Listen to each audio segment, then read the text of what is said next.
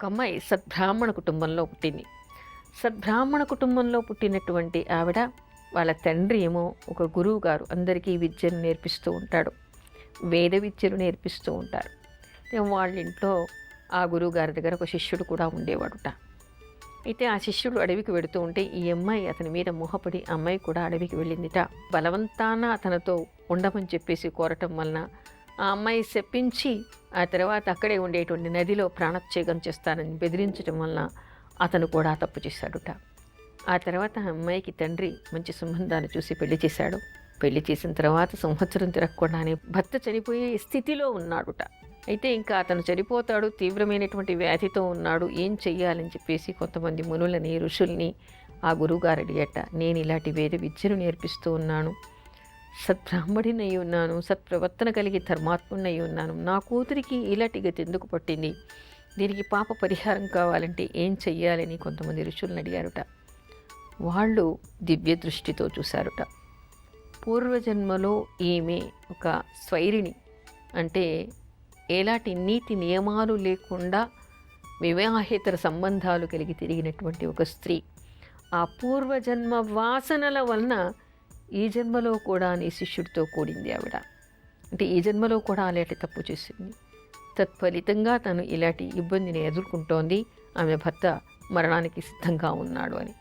మరి ఏం చెయ్యాలి అంటే అమ్మాయికి విష్ణు మంత్రోపదేశం చేసి మాఘ దీక్ష చేయమని చెప్పు, మానసికంగా పవిత్రురాలే ఇకపైన చెయ్యనని చెప్పేసి పశ్చాత్తాపడి రోజు గంగా స్నానం చేసి జనార్దనుణ్ణి అర్చిస్తే ఆ అమ్మాయికి ఆ దోషం పోతుంది అని చెప్పారుట.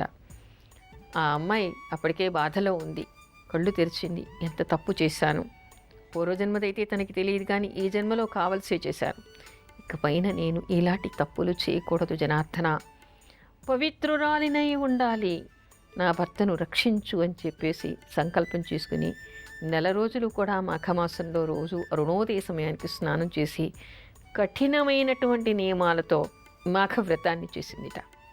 ఆ చేసేప్పుడు కూడా అతను ఏం చెప్పాడు, నిత్యం కూడా నదీ తీరంలో సైకత లింగాన్ని, సైకత పార్వతి గౌరీని చేసి రోజు పూజించాలి అనేటువంటి నియమాన్ని చెప్పాడుట. అలా చేయటం వలన ఆ అమ్మాయికి సౌభాగ్యం నిలుస్తుంది అని చెప్పాడుట. ఆ అమ్మాయి అదేవిధంగా మనస వాచ కర్మణ పవిత్రురాలై ఇదివరకు జరిగిన దానికి పశ్చాత్తాపడి సౌభాగ్యం కావాలని చెప్పేసి కోరుతూ మాఘ దీక్షను చేసిందిట. అలా చేసిన తర్వాత మాఘవ్రతం పూర్తయిన తర్వాత కొంత చికిత్స చేయటం వలన ఆమె భర్త వ్యాధి నుంచి కోలుకున్నాడుట. ఆ తర్వాత ఇద్దరు కూడా కలకాలం సుఖంగా సంతోషంగా ఉన్నారు అనేటువంటి విషయాలు మనకి మాఘపురాణంలో కనిపిస్తూ ఉన్నాయి. అంటే ఏమిటి, స్త్రీలు కానీ పురుషులు కానీ పూర్వజన్మ దోషాల వలన తెలిసి తెలియని వయస్సులో ఏవైనా పొరపాట్లు చేసి ఉండవచ్చు. అమ్మా, అలాంటి వాళ్ళది నిజమైన ప్రేమ కాదు, అది వ్యామోహం. ఎగ్జాక్ట్లీ చిన్నత్త, నిజంగా ప్రేమించుకున్న వాళ్ళు అలా చేయరు. ఎంత మనసు విరిగిపోతే కన్న కూతుర్ని పట్టుకొని మా దృష్టిలో చచ్చిపోయా ఉంటుందా తల్లి?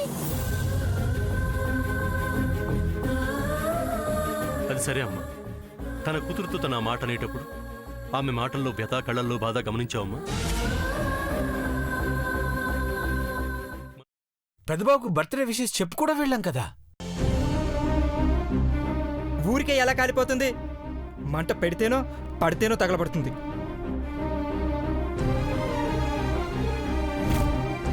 కరెక్ట్ చిన్నబాబు, నీకొచ్చినట్టే నాకు డౌట్ వచ్చింది. పార్వతే షర్టును తగలబెట్టిందనుకుంటా.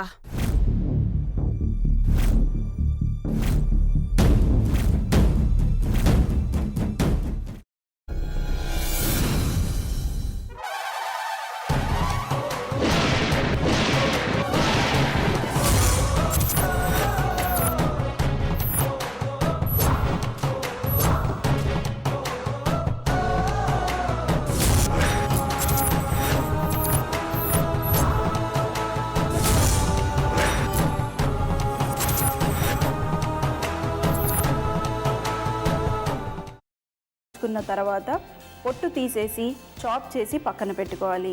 ఒక ప్యాన్లో కొద్దిగా నూనె వేడి చేసి అందులో ఆవాలు, మినప్పప్పు, శనగపప్పు, కరివేపాకు, సన్నగా తరిగి పెట్టుకున్న ఉల్లిపాయలు వేసుకుని 1 నిమిషం పాటు వేయించుకోవాలి. ఆ తర్వాత కాల్చి కట్ చేసి పెట్టుకున్న వంకాయని కూడా అందులో వేసుకుని బాగా మిక్స్ చేసి బౌల్లోకి ట్రాన్స్ఫర్ చేసుకుని అందులో తగినంత చిక్కటి పెరుగు లేదా పల్చటి పెరుగు వేసుకుని మిక్స్ చేసి అన్నంతో కానివ్వండి, చపాతీతో కానివ్వండి సర్వ్ చేసినా చాలా బాగుంటుంది.